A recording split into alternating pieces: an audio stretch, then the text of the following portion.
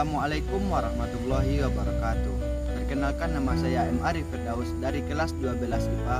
Saya akan membacakan karya Abu Hamzah, Harim di Tanah Haram. Saya akan membacakan tentang bab di balik rencana Tuhan. Ruangan HRD itu terlihat sepi dan bersih. Mejanya terletak di depan jendela dengan tirai berwarna putih. Di atas meja tersebut terdapat tumpukan buku-buku dan figura yang terpampang foto seorang gadis berhijab. Bersama Azam, Kia duduk di sofa yang terletak tidak jauh dari meja kerja. Barusan saya dapat perintah dari Pak Abu kalau Mbak Kia diterima bekerja di Kuwait.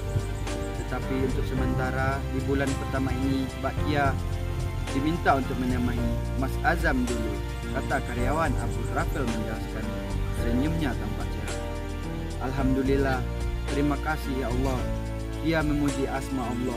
Rasanya kejadian ini benar-benar membahagiakan bagi dirinya. Sungguh Kia sangat berterima kasih kepada Allah karena telah mempertemukan dirinya dengan Azam. Kia tidak tahu lagi bagaimana nasibnya jika tidak dipertemukan dengan Azam. Rencana Allah benar-benar indah. Suasana mendadak hening seketika. Azam memandangi Kia sambil senyum-senyum sendiri. Kia menyadari hal itu, namun dia hanya menundukkan pandangannya.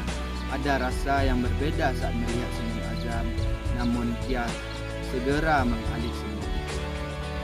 Kia sudah memulai bekerja di Abu Travel sebagai tour guide.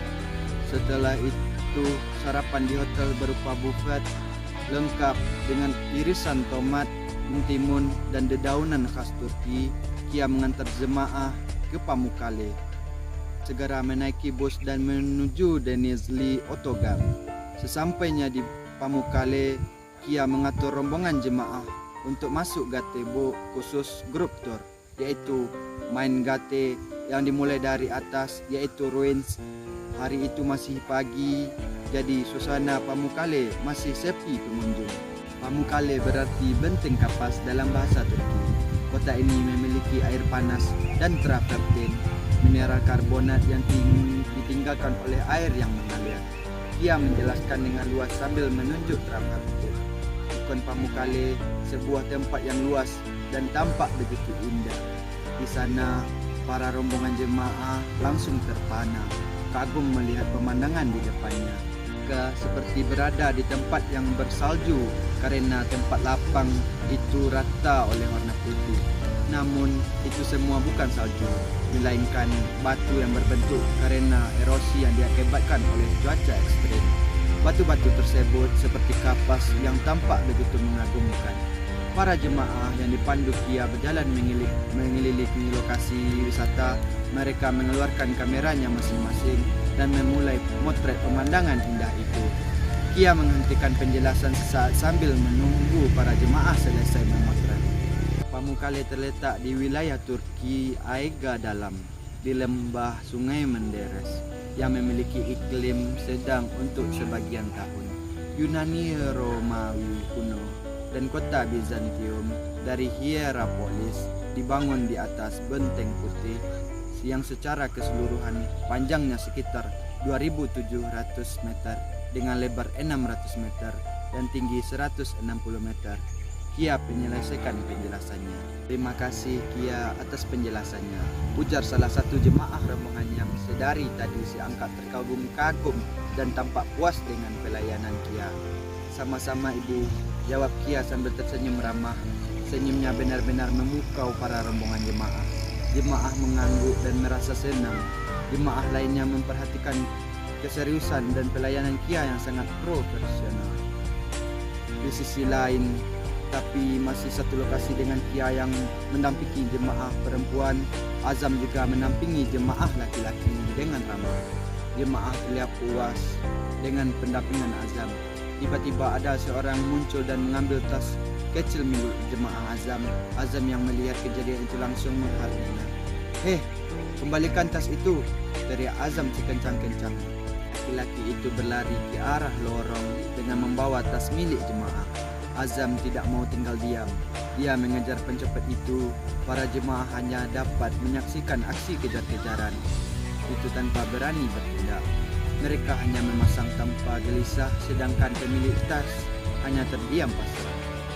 Azam sudah mengelilingi seluruh wilayah Pamukkale, dari Cotton Castle hingga kolam renang air panas, lalu ke Ruins. Namun ia kehilangan buruannya yang berlari. Azam menghentikan langkahnya di Ruins, tempat peninggalan zaman dahulu yang berupa batu-batu tersebar di hamparan rerumputan yang luas. Azam menyapu pandangan ke semua arah dengan waspada. Kemana orang itu? Azam keluar dari berlari dari lokasi wisata. Tiba-tiba dari balik tiang muncul pencopet itu dengan menunjukkan tas yang dicopet sambil tersenyum sinis. Belum sempat Azam menghampiri, beberapa orang suruhan tempat pencopet itu muncul dan mengepung Azam. Kembalikan tas itu yang milik kalian itu, ucap Azam tegas dan sama sekali tidak merasa ketakutan. Ambil, ayo ambil, seru pencopet itu sambil menyodorkan tasnya. Azam menghampiri pencopet yang membawa tas milik jemaah. Tiba-tiba tangan pencopet itu hendak memukul Azam, namun dengan cekatan Azam menangkis pukulan itu. Pencopet itu berjembab dan terjatuh di tanah. Teman-teman pencopet mulai maju satu persatu. Perkelahian menjadi tidak seimbang karena satu melawan 3 orang. Azam pun mengeluarkan berbagai jurus dengan asal-asalan. Awalnya Azam menang, tetapi para pencopet itu mengkeroyok Azam. Dari belakang, kepala Azam dipukul. Ia tersungkur kesakitan. 3 pencopet berwajah garang itu hajar Azam habis-habisan. Mereka menendang dan meninju wajahnya. Azam tidak dapat bergerak lagi. Wajahnya dan beberapa bagian tubuhnya langsung babak belur. Hentikan, teriak seseorang. Ternyata suara itu berasal dari Kia dan para jemaah yang datang untuk menolong Azam. Para jemaah laki-laki mulai maju dan mengeluarkan kemampuannya. Belum sempat melawan, para pencopet itu sudah ketakutan. Ketika berlari, tas milik jemaah terjatuh di jalanan dan mereka tak sempat mengambilnya lagi. Azam bangun dan mengambil tas itu dan memberikan ke pemiliknya. Ini tasnya Bapak. Azam menyerahkan tas itu. Terima kasih, alhamdulillah, ucap seorang bapak korban pencopetan tadi. Ia langsung menghampiri Azam dan menyampaikan kekhawatiran melihat Azam.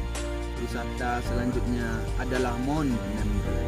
Mount Nemrut adalah pegunungan dengan kuburan yang dikelilingi oleh patung-patung berbentuk manusia dan Tuhan. Saat Azam menjelaskan kepada rombongan jemaah laki-laki, ia melihat jalan Azam yang sedikit pincang. Wajah Azam pun penuh dengan lemah. Meskipun demikian, Azam tetap terlihat profesional dan semangat. Hal itu membuat Azam terlihat begitu takut bagi dia. Ia tersenyum malu. Mereka pun saling berpandangan di antara patung berbagai dewa-dewi, yakni Hercules, Zeus, Fortuna, dan Apollo. Azam terus memandang dia dengan perasaan yang mengganggu. Sementara itu, dia menoleh wajahnya karena tersipu malu. Kantor Abu Travel yang nyaman dan bersih, Azam duduk di mejanya, tidak jauh dari Azam. Dia sedang duduk dan tampak serius mempelajari berbagai situs sejarah serta dinasti wisata Turki dengan membuka situs Abu Travel. Haji Abu muncul dari ruangan lain. Azam yang melihat langsung berdiri dan hormat ke Haji Abu. Assalamualaikum, sapa Azam yang ramah. Waalaikumsalam. Oh iya Azam, bisa ke ruangan saya sebentar, kata Haji Abu. Bisa Pak Haji. Saat masuk ke ruangan Haji Abu, Azam sempat menoleh ke dia. Dia pun juga menoleh ke arah Azam. Mereka berdua bertanya-tanya mengenai panggilan dari Haji Abu tersebut. Terselip rasa khawatir di antara keduanya. Kemudian dia berdoa untuk Azam. Allah, mudah-mudahan tidak ada masalah dengan Azam dan hubungannya dengan barang jemaah yang sempat dicuri. Dia menghela nafas. Wajah Azam terlihat gelisah dan agak takut dengan kejadian yang dialami sebelumnya. Haji Abu terdiam dan hanya menatap Azam selama beberapa waktu. Hal itu membuat Azam semakin takut. Dia hanya dapat menundukkan kepalanya. saya mohon maaf kejadian menimpa jemaah tidak bisa menjaga jemaah dengan baik saya. Kepala Azam Pendut tak sanggup menunjukkan wajah pada Haji Abu. Haji Abu tersenyum dan memotong pembicaraan Azam. Kenapa harus minta maaf? Kamu tidak punya salah apa-apa. Azam kaget dan memenangi Haji Abu. Justru saya menyuruh kamu ke sini karena mau menyampaikan amanah dari jemaah untuk mengucapkan terima kasih. Azam duduk berhadapan dengan Kia yang berbatas meja kantor. Ada apa, Azam? Apa kerja kita tidak memuaskan jemaah? Atau ada komplain dari jemaah? Tanya Kia penasaran. Benaknya dipenuhi tanda tanya besar. Azam masih senang tapi berdiam diri. Kia menjadi semakin penasaran. Ayo cerita dong, Zam. Jangan cuma senyum-senyum aja. Ada apa, Zam?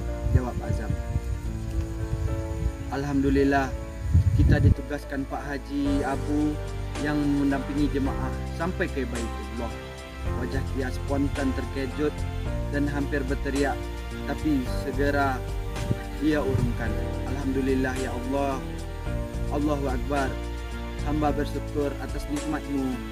Kau kabulkan doa hamba. Allah.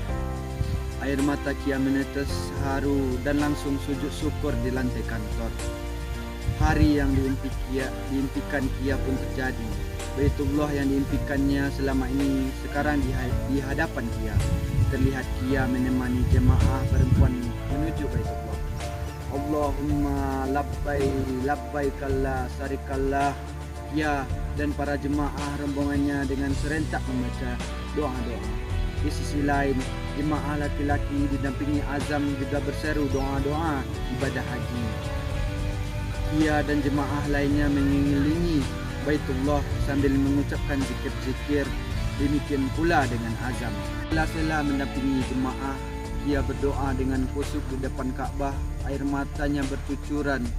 Ya Allah ya Rabb, sungguh tidak ada keraguan sedikit pun atas kuasa-Mu. Tak ada sedikit pun menyangkalkan atau kekuasaan-Mu.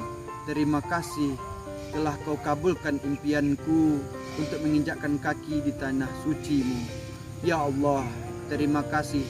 Segala puji terbaik hanya untuk-Mu, ya Zat penyembuh dan penjawab semua doa. Allah, jika Kau berkenan, izinkan aku menikmati hidup ini lebih lama lagi agar aku bisa mengabdi kepadamu lebih lama pula.